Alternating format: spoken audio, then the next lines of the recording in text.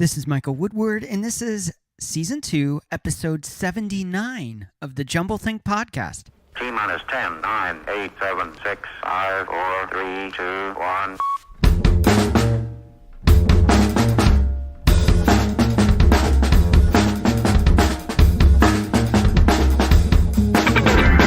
Welcome to the Jumble Think Podcast, where we interview leading entrepreneurs about their journey of turning dreams and ideas into reality. Along the way, we'll share some tips on how you can turn your dreams and ideas into reality too. Today on the podcast, our guests are Viv Conway and Tash Meys. They are the founders of Ace the Gram, co-owners of an Instagram specialist company. Super cool episode. We'll jump into that in a moment. Before we get rolling, I want to encourage you, wherever you like to listen to your podcast, head on over there, click that subscribe button. That way you can connect with the Jumble Think Podcast. While you're there, make sure you leave us a rating and review. We've made it even easier. If you like listening on iTunes, jumblethink.com/iTunes. And for Spotify, jumblethink.com/Spotify. It'll take you right to the app, right where you can click subscribe. So take a moment and go subscribe to the Jumble Think Podcast. Now let's jump into today's episode. Hey there, welcome to the Jumble Think Podcast. My name is Michael Woodward. I am your host. We have an incredible episode lined up for you today. Before we get rolling, we want to thank today's sponsor, OpportunityInChina.com. Have you been looking for a way to change your career or social prospects? Do you see the world around you changing and you haven't quite figured out what path to take? Well, you're not alone in seeking opportunity. Visit OpportunityInChina.com for access to scholarships to attend university in China, or if you have a bachelor's degree already, OpportunityInChina.com provides access to jobs in the educational sector all across China. Working in China is not only often well paid, but it will place you among 1/5 of the world's population, boosting your social network, bringing you more deeply into the story of globalization, opening doors you never knew existed. So now it's your time to seize your opportunity by visiting their website. Make sure you check out OpportunityInChina.com to learn more. By the way, they have a great podcast. Go to your favorite place to listen to podcasts. Search for Opportunity in China Podcast. I think you're going to love it. I know I enjoy it. So go check it out. Now let's jump into today's episode with Viv and Tash. I am super excited about our guests today. They are two millennials on a mission to help reap the infinite benefits of nailing Instagram. That's Viv Conway and Tash Meys. Super excited to have them on. Viv and Tash are cracking the code of influencer marketing through social media, becoming powerful voices on Instagram through their side hustle. Viv and Tash focus on all things Instagram, including influencer marketing, giveaways, and how to use Instagram to drive traffic to your website or product. The pair have over 200,000 net followers on their personal Instagram accounts and have worked with clients from 70 followers to 1.9 million followers across Australia, the United States, and New Zealand. Viv, Tash, thanks so much for being on. No, thanks for having us. We're excited to be here. Yeah, thank you for having us today, Mike. I got an email months ago now saying you got to connect up with these two wonderful people, and I read your bios, and I was just like, absolutely, we've got to have them on the podcast. So for me, it's actually really exciting to have you on because Instagram is a magical beast that many of us try to tame and often fail. Getting to talk to you is like awesome because I get some insights into what you guys have mastered and the magic you've figured out. As we get started here, you are an expert in Instagram, but your journey starts in a very unique way. Tell us a little bit about the journey of becoming entrepreneurs for each of you. Yeah, totally. We met at uni or college for you guys, and what happened was, for me, Viv, talking, I started like a small sportswear brand while I was still at uni. And from there, I got to the stage where not only was I starting to learn how to grow my Instagram account, I was also doing other things for marketing. But what I doubled down on was Instagram because I found that the majority of my traffic was coming from Instagram, and that's how I was making sales. But at around the same time, I met Tash and found out a little bit about what she was doing. Yeah, so we were put in the same project. We're actually both studying food science, and we were put in the same group. Yeah, I know. Same group project for developing a food product, and we found that we were talking a lot about using Instagram in different ways. And I had started a health and wellness Instagram as an asset to my degree, so that when I graduated, it would sort of be evidence that I was interested in health and wellness and had all these other skills. But then when I was graduating, it was getting me more opportunities than my degree. So doubled down on social media, and then kept in contact with Viv of how Instagram was evolving and all the different ways to grow.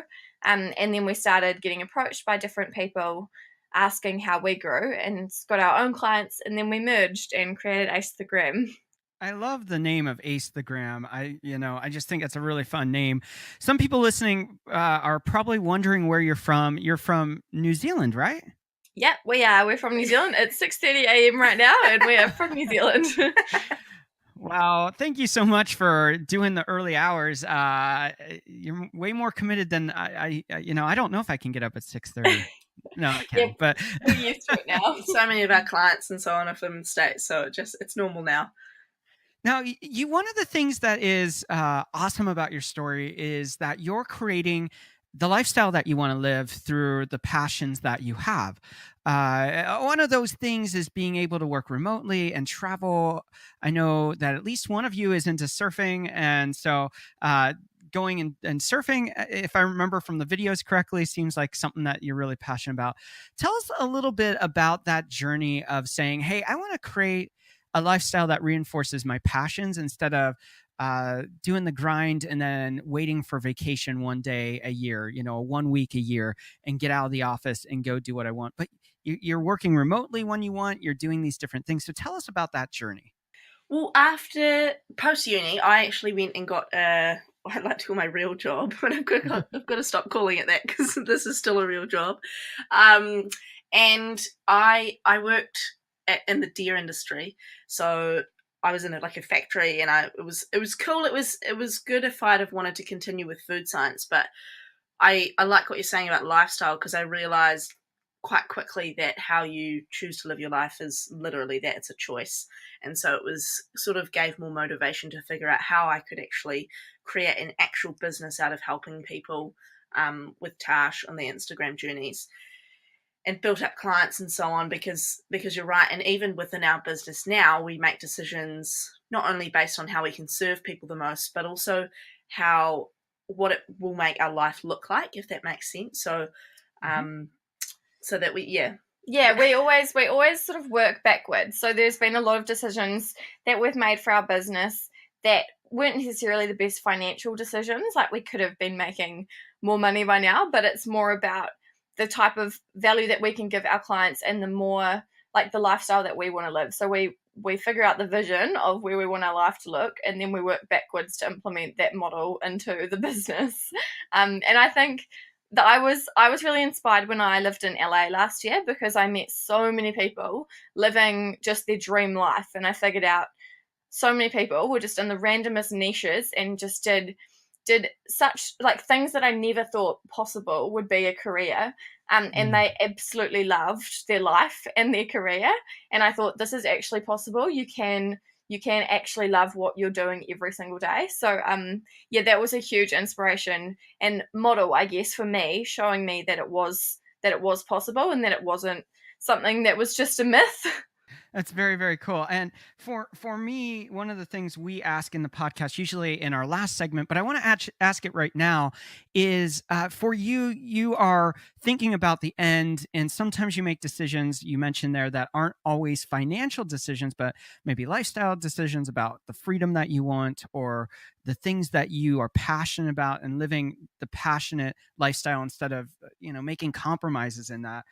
For you both, how are you thinking about success, especially at you're fairly young, and so you're thinking about the journey more than some people do, and so how does success look like for you? How do you define it? And how do you factor that into the life that you want to build? I think we've actually talked about this a lot, and we both prioritize personal development a lot. So we're really into personal growth and like continuing to grow. So we've made like vision boards and done all these things of kind of visioning what we want to actually happen, because we're quite big believers in that if you don't I guess have a compass for showing your life of where you're going to go, then you're just going to end up somewhere where you didn't anticipate. So if you know, the best way to predict your future is to create it. So I think that's been a big part of shaping the way that we've gone. But I think, what do you reckon, Viv? Yeah, and in terms of measuring success along the way, I don't think there's anything cooler than having people message you and tell you how you've helped them, or leave you testimonials, or even when we finish working with clients and they say, can I give you a testimonial? Yeah, of course. I think that's how I would measure success. And like Tash says, that's all about enjoying that journey on the way to achieving the things you have in the back of your mind. Yeah, I think we've both realised along the way the things that do make us really happy, and I think the community that we've built, and like I guess getting to rise with our friends doing the same kind of thing, has become quite a priority. And then I guess having your own business, you get really privileged in having your own schedule and having your own freedom. Yeah. And I think I could never go back to living someone else's schedule and on someone else's time. So I think that's a huge success metric for me, is how much on my own terms am I living my life. There's nothing quite like going surfing in the middle of the day when it's good. Yeah. With only about 20 others. There's nothing better. Wow.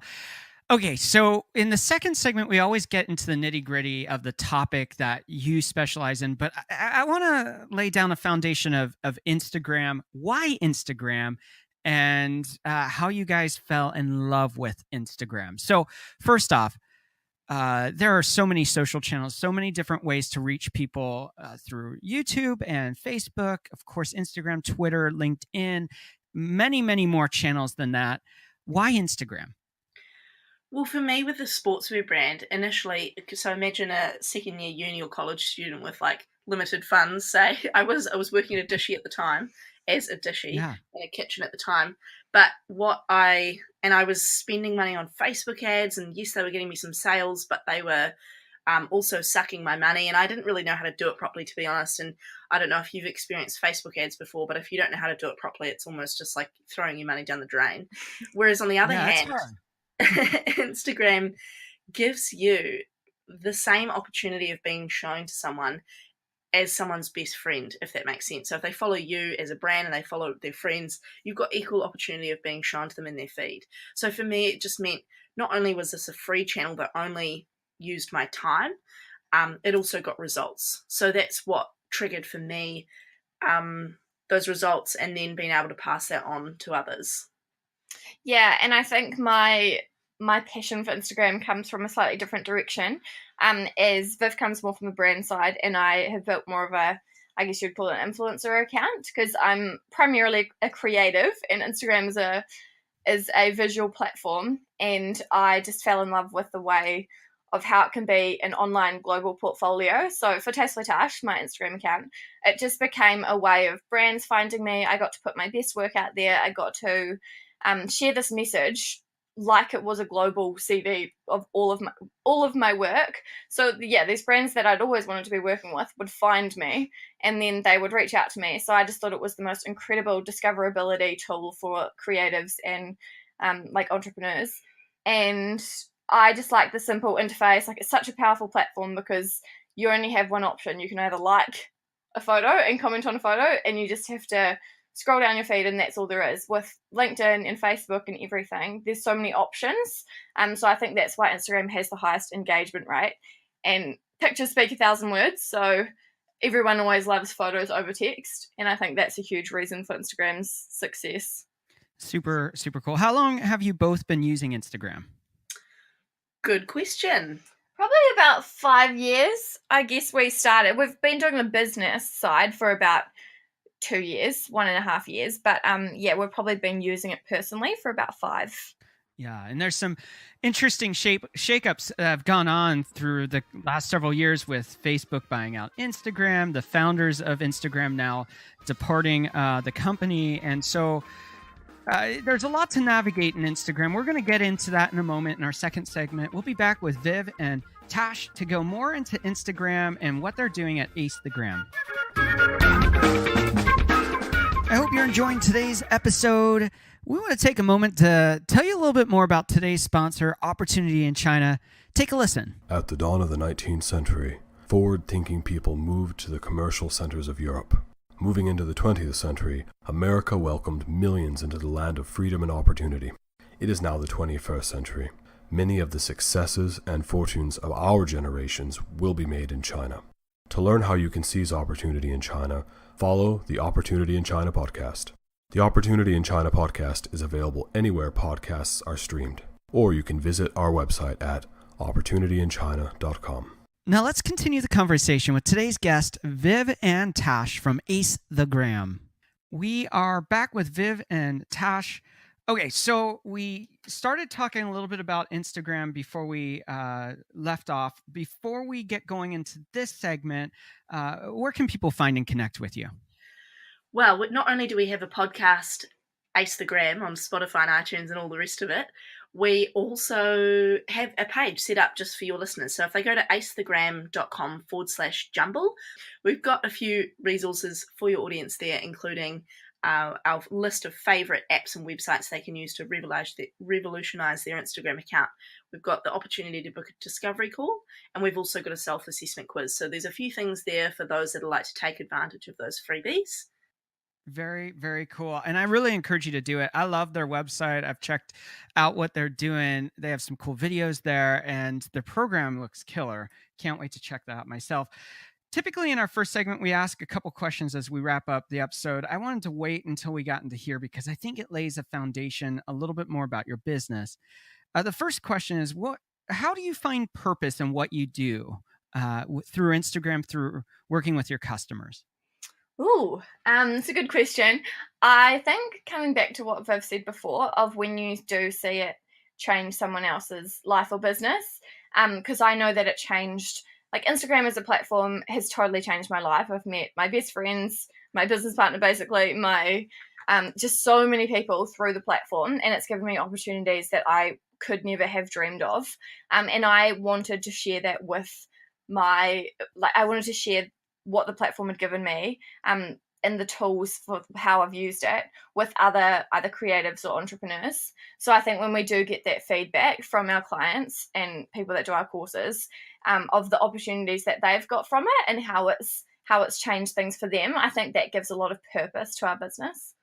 In your business, you've been evolving and growing it. You have new offerings that you're bringing in. Of course, the podcast, which is new for 2018, if I remember correctly. What's one challenge you're currently working to overcome in the business? Oh, good question. Yeah, that is a good question. I think the one that we recently overcame is we realised that we have a massive audience on the podcast and also in our Facebook group, Instagram Growth and Engagement. And we realised that for the most part, there was actually a really large chunk of people that we weren't serving. So we had to figure out, often a lot of our consulting is with larger companies, the odd influencer, and what we found is that actually there's so many people with small businesses and side hustles and those that are just getting started that we weren't actually providing for them at more than what we do for free. So we do provide a lot of free information, but on top of that, there was no way that they could ask us questions and so on. So that's something we overcame recently and opened up an Insta Circle. But by the time this podcast comes out, that won't be open for another 6 months, but that'll still be on the website if people would like to join anyway. Okay, so our final little question before we go a little bit deeper into Instagram is, what's the next big goal you have for the business and where you want to take it? I think the next big goal was opening that Insta Circle and having a community where our audience can meet each other and where we can provide more value. And also, I guess, financially for the business, that meant that it wasn't a more feast or famine style of getting lots of work and then not work, whereas the Insta Circle is is every month. So I think we wanted to create a bit of stability in the business model, and then provide that service to the people that we weren't providing for. And next big goal, now that we've launched that, well, we're actually mid-launch. This, you know how crazy launches are. We're mid-launch week, so we're both like a little bit jumbled. But we've got a few meetings happening next week and so on to plan our next moves. But it's all in the works. So good. I love that. And the reason we ask those questions is because so often we look at people who have a voice, have influence, and we think that they have it all figured out. But we're all on a journey of evolving our businesses and growing as individuals. For you, what is the biggest growth that you've seen in your philosophy about how you use Instagram for yourselves? And whether it's business or individuals? I'd just say the first part of that question there, that's well put way of saying nobody really knows what they're doing. Yeah. And I love that, because you're so right. It's just all about pivots, and it's all about just sort of reiterating closer towards, your goals, and everyone's sort of just like spinning around and trying to make the right decisions. It always sort of works out. Yeah. And what was the second part of your question? I think, like, what's one of the biggest pivots since you started out with Instagram that you're seeing for yourself as individuals or businesses that have really helped you utilize Instagram at a new level? I think utilizing stories has been huge as that's come out, and as we've got more into using it like split testing for our clients and also ourselves. The power of Instagram stories and how raw they are and how they do create that next level connection with your audience.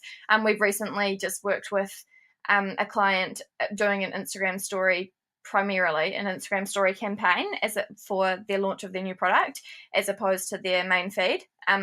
So I think, just using the platform in a different way, sort of being more real with your followers and more raw. I think Instagram in the past used to be more of an aspirational platform where you would log on and see all of these sort of dreamy travel photos and these different things. And now I think people are very curated content. Totally curated content. And while there's an element of the fact that your feed still needs to be visually appealing, I think people don't want to go onto your feed anymore and feel average about their own life. They want your feed to empower them, and that's what will make them follow you. So still being really real and utilizing the authenticity and all of what it means to be a person or a brand instead of just the highlights. That's been quite a big revelation for us. That's awesome. I love that. I still haven't figured out Instagram stories for our own brand, and that's a philosophy. I will talk a little bit more about that in a moment. I want to step back to about a year ago. I was in a meeting talking to clients of ours, and they're an organization. They have a good website. They have a lot of impact in the sphere that they operate. And I said, you really need to engage with Instagram. This is the place that you need to communicate. And their response to me was, oh, Instagram's only for individuals. I never interact or subscribe or follow anyone that isn't an individual. Okay, so who is Instagram for, and should businesses being use it, or let me try that again. Should businesses being the ones using it? Should individuals use it? Who should be utilizing it, and how should they incorporate that into their strategy?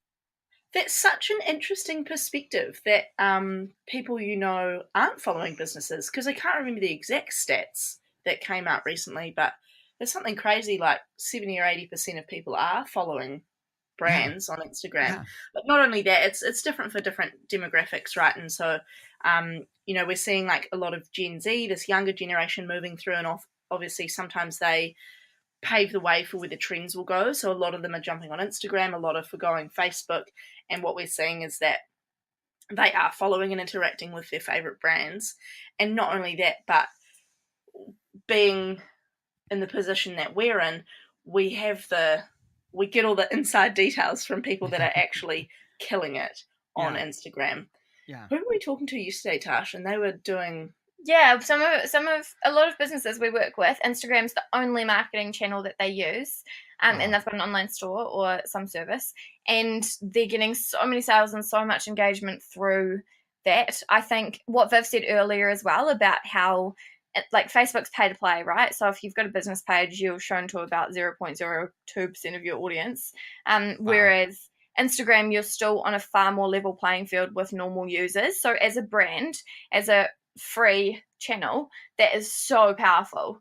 And if you're utilizing that as a brand and building that connection with an audience that just continues to grow, I think that is really powerful for your business.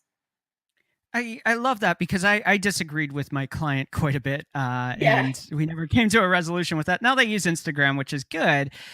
I just think that people need to start thinking creatively on how they reach people, how they communicate with each other. And I love Instagram. I think it's a powerful platform.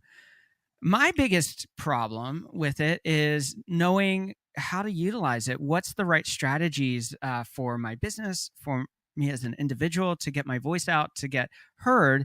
So what are some of the primary methods and philosophies that users really should be utilizing in their strategy for Instagram and for either communicating and creating community, or going a step further and turning people into brand advocates or customers?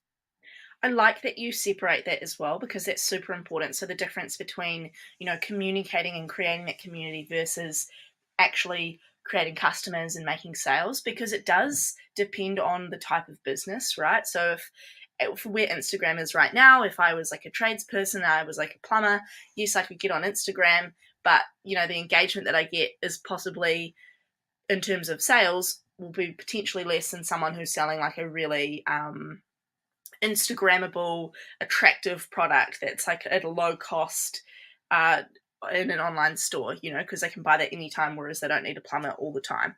So there's a difference. And also your brand might be that, they can only buy your product in stores. So you're sort of like, should I be on Instagram or not? And the answer is absolutely, because there's nothing like brand awareness. And when people do search you, because they need social proof, and they want to see who's behind the brand and like what it means to be the brand more than just that product on a shelf. Yeah, and I think just before we dive into the strategies, that's a really important note as well. A lot of businesses we talk to get a bit demoralized by their follower numbers aren't growing fast enough, or their engagement isn't as high as they would like. But I think there's been a huge shift in user behavior lately, and Instagram is more now used as like a search platform. I use this example of when I went to Australia in the last couple of months. When I went to the Gold Coast, I hadn't been before, and I was like, where am I going to stay? And I looked up general places on Google, but then looked at them all on Instagram, and then I chose the one on Instagram that I vibed with most. And then I searched all my eating places that I went to on Instagram, but I never left any comments or likes or follows on those places that I visited, but they dictated my entire trip of where I went. So if a cafe hadn't been on Instagram, I wouldn't have visited it. So I think people do forget that it is really powerful when they're not seeing numbers and metrics of likes and follows, but it has become such a way of people making buying, purchasing decisions or travel decisions, or so many consumer behavior decisions. Yeah, that's really powerful. Okay, so let's go a little bit deeper into this. We've got our normal feed where our photos show up, and then we've got stories, and then we've got now Instagram TV, and we've got kind of our saved stories. How should we be utilizing those for our businesses or as individuals trying to grow community? Let's go there specifically.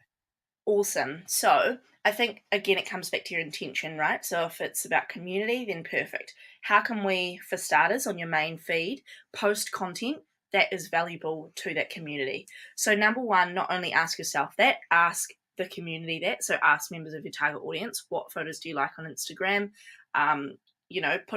Go into the following tab in the love heart down the bottom and go see actually what people are liking in your target audience.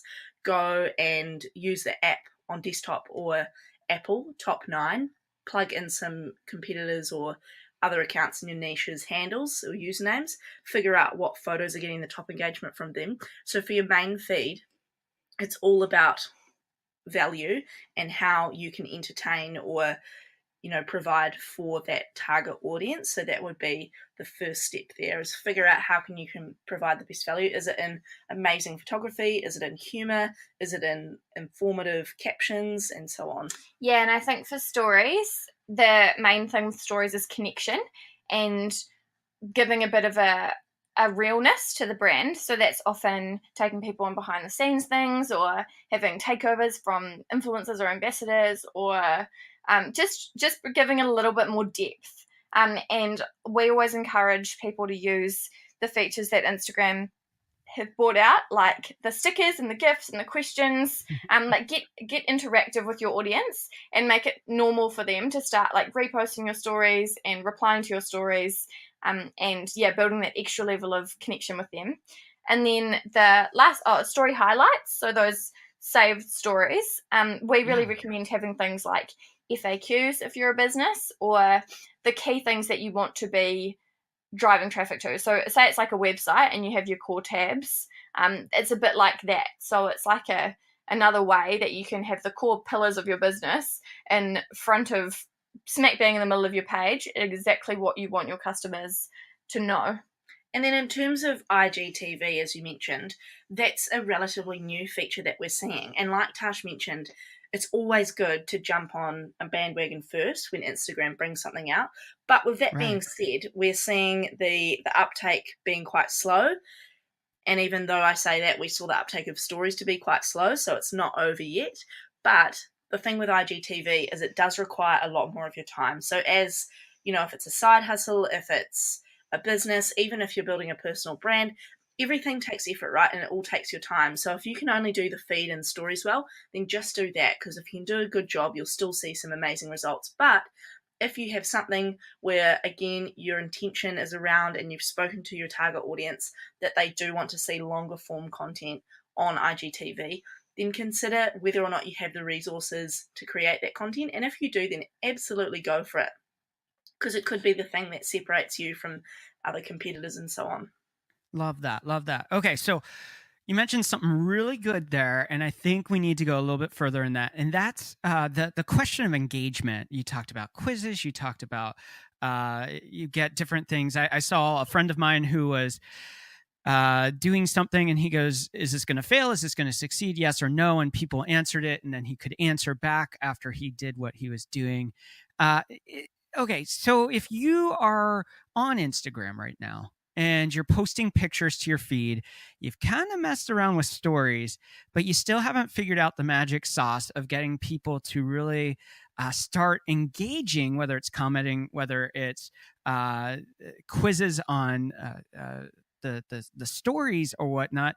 How can you transition and really invite people in to be more engaged instead of just maybe liking or just even just looking at what you're doing? How can you invite them to the party to be a part of the conversation? In stories or in feed? Yes, to both. Both. Okay. So I think it's quite reciprocal as well. Instagram's definitely how much you engage and how much effort you put in is pretty much directly how much you get out of it. So we always say that you can post consistently nice content and people wonder why they're not growing, but no one really finds you in Instagram space anymore. You have to actively go out and get the audience to your page that you want. So we recommend like a bit of a targeted engagement strategy. So you go, say you're a health and wellness brand, you go to either a health and wellness influencer or another health and wellness brand that's doing really well on Instagram, who have your target audience, and then on their latest post, who are their most engaged followers and your target market, you actively engage. So you like and comment on all of those people's who have commented on that post. And then you do that a lot of times over different accounts who have your target audience. And what that will do is that's just you showing up in other people's feeds in the community that you're trying to be a part of on Instagram. And the algorithm really loves it because they're like, oh, well, that's clearly the people that you want to target. So we recommend a really sort of aggressive engagement strategy where you are really getting out there and becoming a known member of the community that you want to be a part of on Instagram. And that'll come back tenfold. People will be like, if you give them some love, it's so often that they'll come over and like reply to your stories and like your photos, and that's how you grow your following in the early days. Okay, that's really good. I think that's powerful. All right. So one of the things you see all the time, and there's many discussions about it in the Instagram world, is these different tools where you can go in and you can either buy followers, or you can go and have these different strategies of automation where you like and dislike and follow and unfollow and auto comment on specific tags. These different tools seem to be frowned upon. What's your take on them? Well, to start with, the buying followers is an issue because often it's obvious, number one. So if you've got 10,000 followers and you get 5 likes on a photo, that's a bit of a giveaway. And not only that, the accounts themselves, if we were to go into who was following you, they'd look a bit spammy. They're probably all following 7,000 people, and your demographics would be all out of whack. The way that the Instagram algorithm works is it's based on niches. So if you are really trying to build like a local business brand, and you're all based, say, in New York, then you go and buy a whole heap of followers from the Middle East, then Instagram algorithm is going to be like, who are you trying to target? How come half your followers are from X random location around the world? So that's probably the biggest reason why you shouldn't buy followers. That, and obviously it's inauthentic, but it's not actually going to do a lot for you. It's not really going to do anything for you. And then the second part about automation is that's against Instagram's terms and conditions.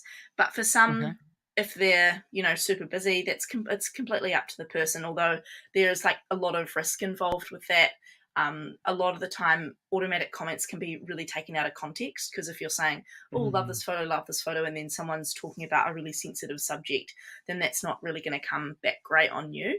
Yeah, and I think it also depends on the intention of your account. So if you've got a huge virality account where all it is driving traffic to e-commerce products, then maybe automation is a good step for you, because it's just a time saver, so you can be really segmented with how you're targeting these different people. But if you're, say, a real estate agent in a local town and you're targeting certain people, then it might be totally inappropriate for you to be liking photos that don't necessarily relate, as your reputation is so important. So it just really depends on the outcome of what you're using Instagram for. Well, and I think that raises a great question for making it attainable for especially solopreneurs or individuals who are creating a personal brand, or even a startup where it's really resting on them. How can they really engage in Instagram if it requires so much time to be engaged? How can they measure that and find value in it without spending the entire day liking and commenting and engaging? Where can they find that balance? If it yes, it's good to take an intense strategy, but it should only take you 10 to 20 minutes per day at most. That's a great level that we suggest to a lot of our clients. The engagement. Yeah.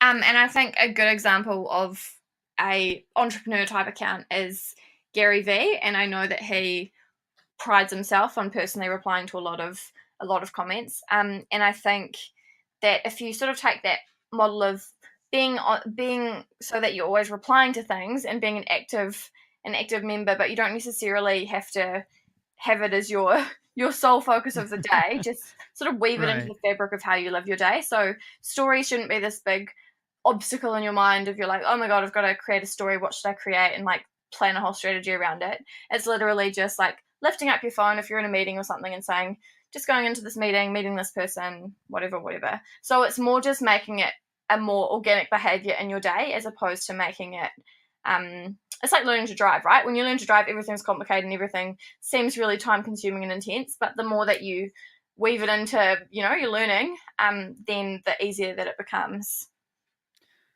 I'm going to pivot a little bit here and get into two topics on Instagram that I think are massively significant.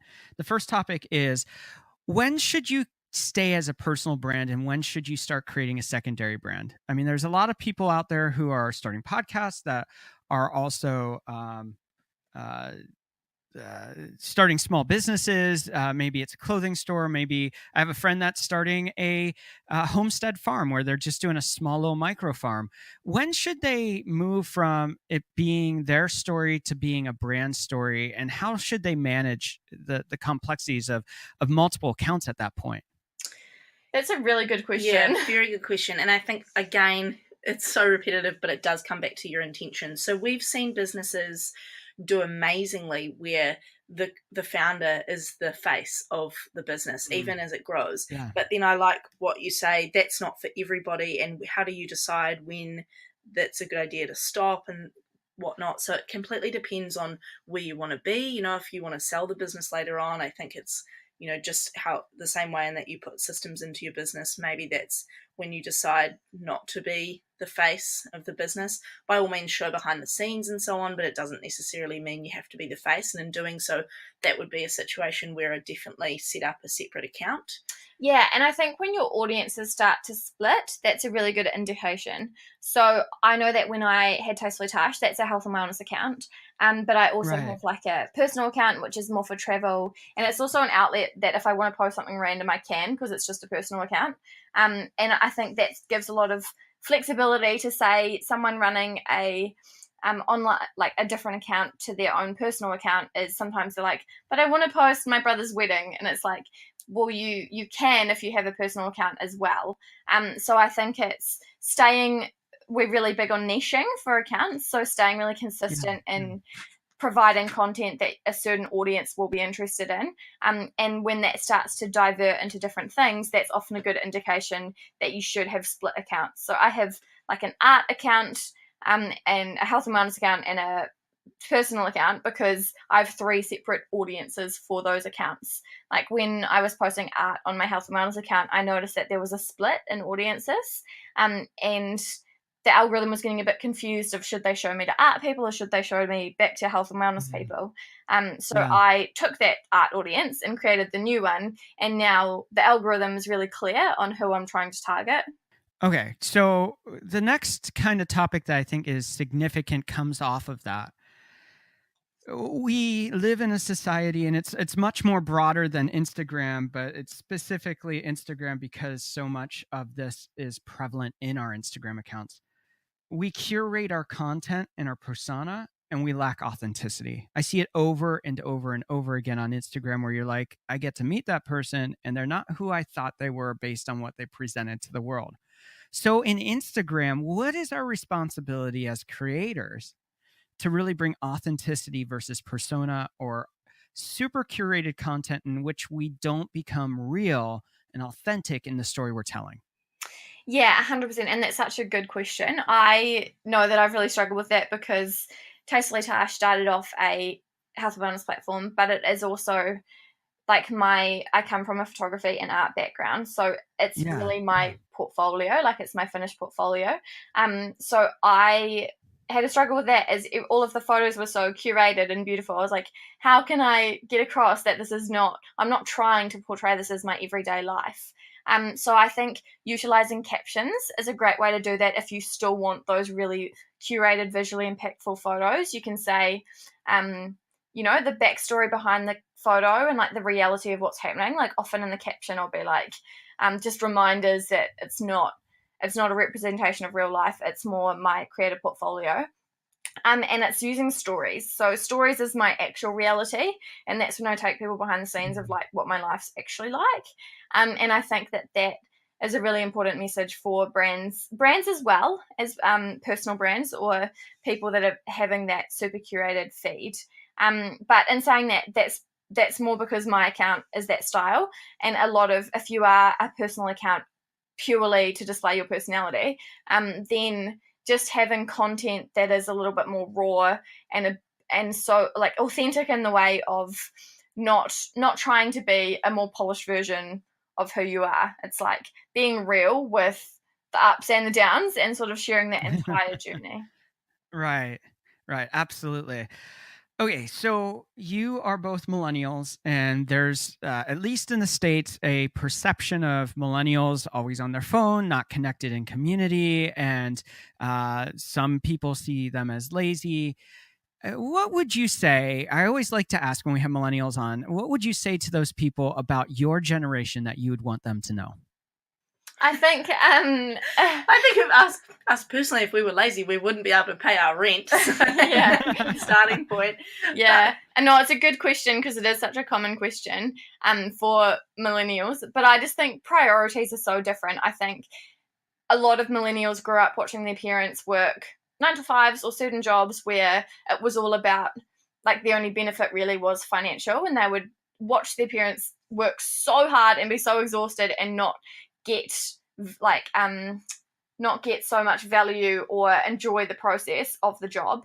And I think millennials are so focused around making their entire life be meaningful as opposed to just the weekends. So I think that's why, and also with the internet and everything can be a lot more transient now. You don't have to obviously work in the same job for 30 years. In fact, that's really unusual for any millennial ever. So you can pivot really fast these days, and everyone has so much more of a global opportunity to start anything. I think the traditional route of you go to school, you go to college, you start at the bottom of a corporate ladder and you climb. I think those days are gone because of the way that the internet has totally changed the game. So just being, I would say millennials have a different work ethic, because if they're not finding meaning in something, then that will start to take a toll on them. And it's not always the financial reward. I think a lot of our parents' generation struggle with millennial employees because they'll be like, oh, we gave them a bonus and we gave them a raise, and they're still not, they're still left. And it's like, they've got to see more value than the financials, because it's not enough anymore. You've got to have some intrinsic value. So as we wrap up this segment of the interview, I want to come back to your podcast and also your accelerator online course so that people know about it, because this is a great conversation, but they may want to go deeper into Instagram and they're not sure where to start. So tell us about the podcast and what they're going to learn, what they're going to gain by tuning into Ace the Gram podcast. The Ace the Gram podcast is like one of the most fun and exciting things that we get to do. We basically have focused on Instagram only because that's what our audience wants to see, and we try and bring the people who have been able to monetize and leverage Instagram as a marketing platform as a first part, and then as a second part we have solo episodes where we go through and just lay down the value. So there's a bit of a mix there, but we like to spread the guests amongst people who are, small business owners who are still killing it on Instagram, and then also bigger business owners that are like multinational companies and so on. Yeah, we started the podcast because we were meeting so many people through our work who had done such incredible things, and there's no exact formula, but it just more depends on the style of your business or your intention for it, and showcasing the different ways that these people have used Instagram to change their businesses and change their lives has been so interesting and so exciting. Yeah, so we've been speaking to people, like, I'm not sure if you're aware of Kayla. It seems she's quite a big fitness personality over this side of the world. So we spoke to her co-founder. We spoke to the guy Yuval from First Media, who does So Yummy, all those videos, kind of like that, the BuzzFeed viral ones, and the secret behind those viral videos. Last year they got the most views ever on a Facebook video, which was just epic. Oh my goodness. About that. We also talked to Jane Lou from Shopo, who did, built this incredible online business up within a very short space of time. But then those are some examples of bigger people. We also speak to people with local businesses and how they've leveraged it and what it means for them. We talk to people who, quote unquote, wouldn't even have a business if it weren't for Instagram. So that it's been really, really awesome, and the feedback has been very cool. That's really, really cool. I was listening to it earlier today. It's a lot of fun. It sounds like you guys are having fun. You're getting to tell the story of Instagram and how people can utilize it. I love it. Definitely recommend everyone should check that out. You also have the 10K Instagram Accelerator online course. Tell us about that and what people are going to get out of that.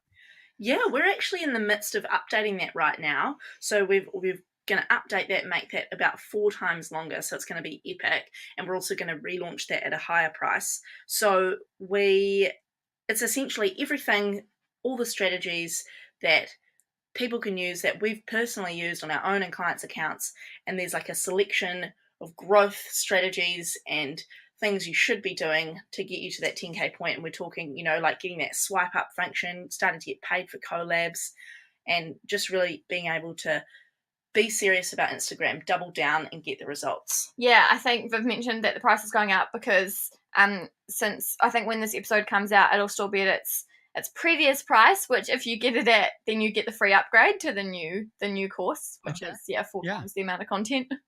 That's really cool. So it's the perfect time to go pick that up right now and engage with that course. One question before we wrap up this segment and jump into our final segment. All right, you guys are the Instagram ladies. That's what you do. That's what you're known for. How much of your time or percentage of your time is Instagram only versus other social channels? Just curious. Yeah, good question. I think we do so much now working with clients on the business. We don't actually spend as much time ourselves on Instagram, but and our audience, funnily enough, we have our personal channels on Instagram, which is Viv Conway _ and Tastefully Tash. But we actually spend a lot of time in our Facebook group. So we have about 30,000 members in Instagram growth and engagement. And that's with, I guess, the core community is that we have. And then we have our podcast audience. And I guess LinkedIn things we've diversified a bit. So we're not like we don't just exist on Instagram. But we obviously need to be on the ground and know all the latest things. So we do spend a lot of time. I know I spend probably more time than Viv on Instagram because I am actively running Tastefully Tash and collaborating with brands and doing all these different things. So I spend a lot of time creating content for Instagram and posting. As we wrap up this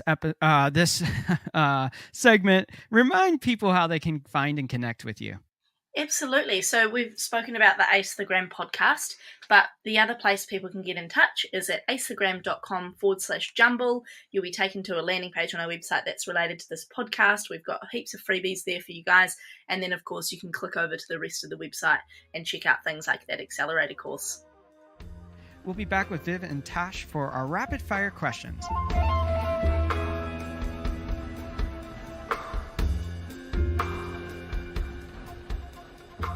The heartbeat of Jumblethink is to help you take your dreams and ideas and turn them into reality. One way we do that is through this podcast, but we also have some free guides to help you along on the journey. You can now download any of our free guides simply by going to jumblethink.com/guide and selecting the guides you want to download. So go ahead, swing on over, jumblethink.com/guide, download your free guides, and start the journey of chasing your big ideas and dreams and changing the world around you. Now let's jump into rapid fire questions with Viv and Tash. We are back with Viv and Tash to do rapid fire questions. Are you ready for rapid fire questions? Yes. So ready. Born ready. All right. What is one tip you'd give someone with a big idea or dream and they don't know where to start? I would say look at people that are doing a similar thing and that are crushing it and literally figure out their formula and then create and then do it, because I think you don't have to reinvent the wheel in the way of whenever you do something you always put your own personal touch on it anyway, so it's never going to be so-and-so 2.0. It's going to be your own version of a formula that already works. What is one change you'd like to see in the world? Oh wow, that's a big question. Just in general or in an Instagram space? It's usually a general question, so yeah. Okay, I personal development wise, I'm a big fan of authenticity at the moment. So if people could, treat each other very authentically with their actions, but also in the way that they communicate. So, if I say, what's an example? Post more on your Instagram. A client doesn't think that, I'm like, you're doing a terrible job. I'm just mean that I post. Just meaning to post more. Is that a bad example? Just authenticity. I guess just in the way that everyone's becoming so curated in life. Especially, if you're living in LA or something and you're talking to people and they're pitching different things and saying this big talk, I think coming from New Zealand, loving the authenticity and people just saying what they mean. What do you want your legacy to be? Well, these are really good questions. This is making me think at 7 a.m. on a morning. I think legacy-wise, I just think, I want to have been impactful. Yeah, I think I want to have been a positive influence on touching different people's lives. I think like colour and positivity and inspiration have been huge. Have been really important to me, and I know the people that I've been inspired by have shaped my life a lot, so I hope that I can pass that on to different people and the way that I live my life and my actions to then hopefully bring a bit of positivity and inspiration to other people. Well, you mentioned the word inspiration. Strangely enough, our next question is, where do you find inspiration? I love books, so I read this amazing book recently. I'm not sure if you're familiar with it. It's quite well known, called The Big Leap by Gay Hendricks, and I really, really enjoyed that book. How about you, Tash? I am a massive fan of podcasts, so I love like Lewis Howe's podcast. He's an inspiration to me. And then different people, and either friends in the industry or people that I find online doing different things, either creatively or in the community, they really inspire me. So I think, community and that wider community of people like Lewis Howe's.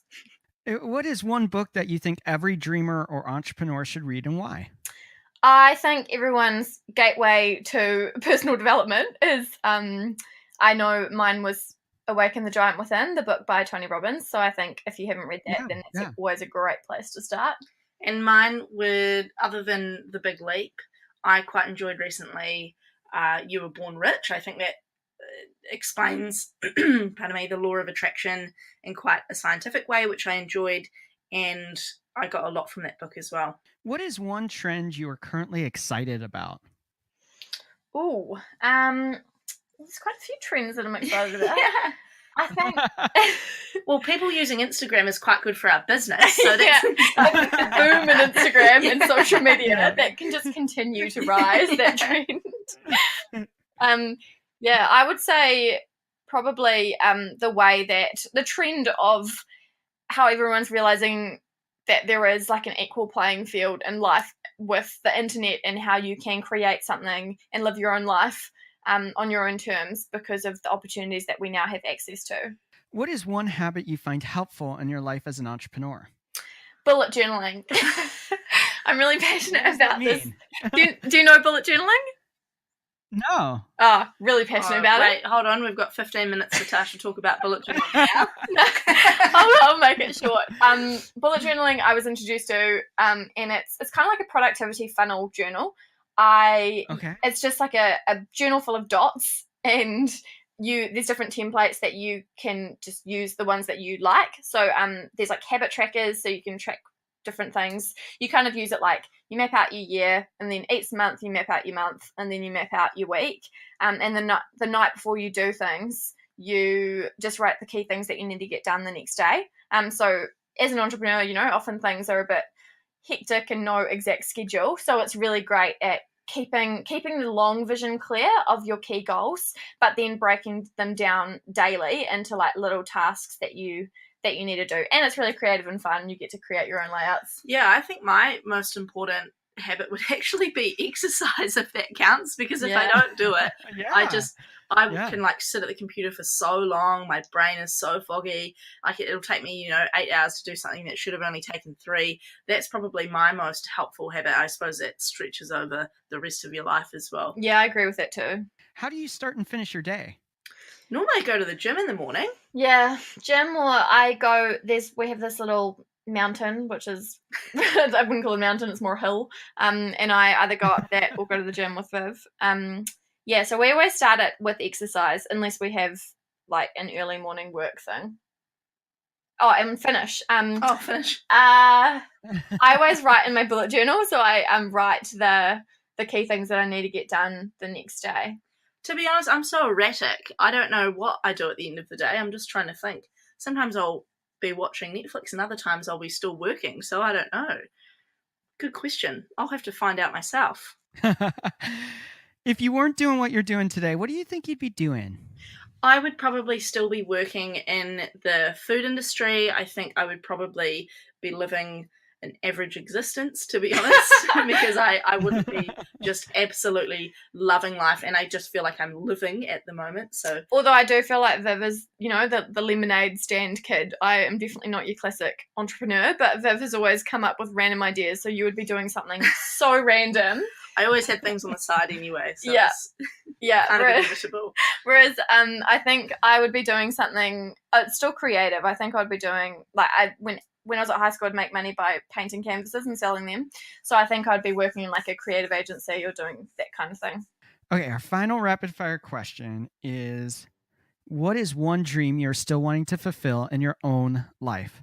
I think for mine, it's to do with Tash in the way of creating like an online store around that, and then growing that brand. And like I've always wanted to create like a book and a product and things from that. So I think it's just working on making that happen. Alongside to sort of Instagram and Tastefully Tash quite mutually beneficial. So yeah, finding the time to make both work at the same time. Yeah, and it's questions like this that make me realize how focused I am because I the business is still such a baby, and the majority of my focus is just on growing the business and serving more people, and how we can do that, because life itself is great. So, it's all happening. As we wrap up today's episode, what is the final thought you want to leave us with today? I think the thing I see most often when I talk to people about, Instagram, it's the analysis paralysis that comes into it quite often. So if you haven't started, get started. And if you have started and you're stuck, just keep going. I think that would be the most powerful thing I could leave you with today in terms of how you're going to find Instagram success. You won't find it if you haven't started, and you won't find it if you've stopped. Yeah, I totally agree. I was going to say the exact same thing. Just whatever you're thinking about starting, whether it's like a side hustle or getting on Instagram or starting a business, just doing something. Don't wait until everything is in place. Start now. Like I look at the start of my feed and I'm like, oh my God, how did I take those photos? And now photography is like everything up levels, and you only like pivot and see what you need to up level when you're doing it and when you're in it. So just start would be my thing. Viv and Tash, thanks so much for taking time out, waking up extra early for us. It means the world to me that you do that, and I'm excited about what you're doing. If you're listening right now, make sure that you check out what they do. All the links are in the episode notes. Super easy to find. Viv, Tash, thanks again so much for being on today. Thanks so much for having us, Mike. Really appreciate it. Thank you. Once again, we want to thank today's guests, Viv and Tash, for taking time out and being on the podcast. You can find their links in the episode notes, and make sure to connect up with what they're doing. We also want to thank today's episode sponsor, Opportunity in China. Go check out what they're doing, opportunityinchina.com. As we wrap up today's episode, I want to encourage you, those ideas and dreams you've been waiting to do, they are only going to happen if you take the steps to make them happen. So today, I want you to think about one thing you could do. Maybe it's something small. Maybe it's even a big leap to move that dream and idea forward. Now get out there and do it. Change the world around you. Vous êtes une autre personne. Les mères de famille, les enfants, peuvent également prendre un moment revitalisant. Dans quelques mois, lorsque vous aurez bien saisi la technique et que vous serez maître de votre corps, vous pourrez vous décontracter même en travaillant.